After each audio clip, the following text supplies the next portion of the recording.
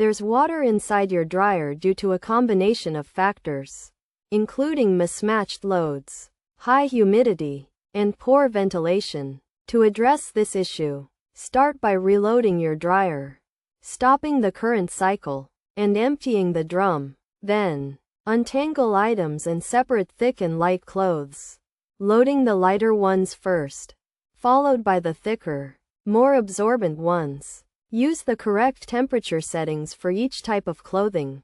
Additionally, consider modifying your dryer's location to reduce humidity and condensation. Placing a dehumidifier in the laundry room can be helpful. It's also essential to ensure the dryer is on an even surface to prevent water from accumulating inside the drum. If possible, move the dryer to a well-ventilated area. Another critical step is to unclog the dryer by unplugging it, removing the lint screen, and cleaning it by hand before rinsing with warm water and air drying.